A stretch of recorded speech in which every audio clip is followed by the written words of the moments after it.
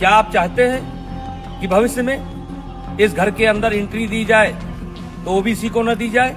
क्या आप चाहते हैं इस घर में एंट्री दी जाए तो दलित को न दी जाए? क्या आप चाहते हैं ऐसा आप माहौल खड़ा कर रहे हैं? तो आपसे हाथ जोड़ करके विनती है, इस मामले को वापस लीजिए। इसके पहले आपने कानून बनाए, दलितों के ऊपर अत्याचार ना हो इसके लिए कानून बनाए। क्या दलितों के ऊपर अत्याचार रुक गया? महिलाओं के साथ अत्याचार ना हो उसके लिए कानून बनाए आप, क्या वो रुक गया? दहेज के नाम पर कानून बनाए आप, क्या वो रुक गया?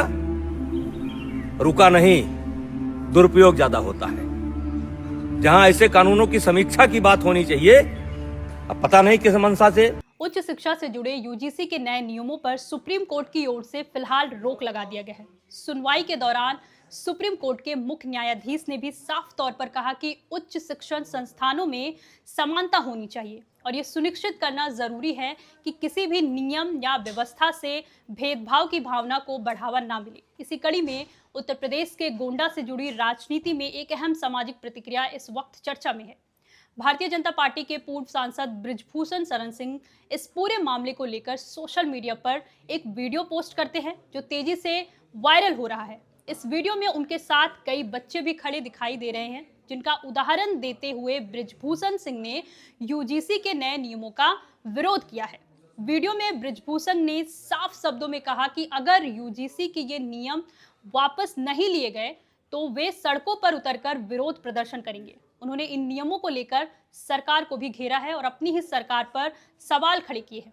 बच्चों को साथ खड़ा कर बनाए गए इस वीडियो के जरिए बृजभूषण सिंह ने यह संदेश देने की कोशिश की कि यूजीसी के नए नियम का असर आने वाली पीढ़ियों पर पड़ेगा और इसी वजह से वे इसका खुलकर विरोध कर रहे हैं और जिसके बाद उनके संसदीय क्षेत्र से जुड़े कुछ वर्गों में असहमति की बात सामने आने लगी। सोशल मीडिया पर सामने आई प्रतिक्रियाओं में ये भावना दिखी कि यूजीसी के फैसले को सामाजिक समानता के संदर्भ में लेकर सवाल उठाए जा रहे हैं। कुछ लोगों का मानना है कि विश्वविद्यालयों में पहले से मौजूद सामाजिक असमानताओं के बीच ऐसे बदलाव हाशिए के समुदायों के लिए अतिरिक्त चुनौतियां खड़ी कर सकते हैं।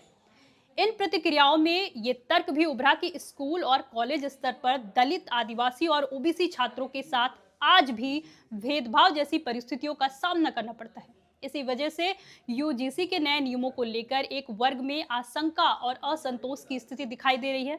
ये असहमति केवल फेसबुक तक सीमित नहीं रही, बल्कि सोशल मीडिया प्लेटफॉर्म एक्स पर भी इस तरीके की बातें सामने आई, जहां उच्च शिक्षण संस्थानों में समान अवसर, चयन प्रक्रिया और सामाजिक न्याय से जुड़े सवालों पर चर्चा देखने को मिला। हालांकि ये भी स्पष्ट है कि सभी प्रतिक्रियाएं एक जैसी नहीं थी। कुछ लोग यूजीसी के नए नियमों और सांसद के समर्थन को सही ठहराते हुए शिक्षा में गुणवत्ता, अनुशासन और निष्पक्षता की जरूरत पर जोर दे रहे हैं। इसके बावजूद कुल मिलाकर सोशल मीडिया पर सामने आई प्रतिक्रियाओं का रुख यही संकेत देता है कि एससी, एसटी और ओबीसी समुदाय के एक हिस्से में इस मुद्दे को लेकर बेचैनी और असहमति मौजूद है। राजनीतिक जानकारों के मुताबिक गोंडा जैसे सामाजिक रूप से विविध जिले में शिक्षा और आरक्षण से जुड़े विषय हमेशा से संवेदनशील रहे हैं और ऐसे में सांसद के बयान को लेकर अलग अलग वर्गों की प्रतिक्रियाएं सामने आना सामान्य नहीं माना जा रहा। गोंडा से उठ रहे ये प्रतिक्रियाएं एक बार फिर ये दिखाती है कि शिक्षा और सामाजिक न्याय से जुड़े फैसले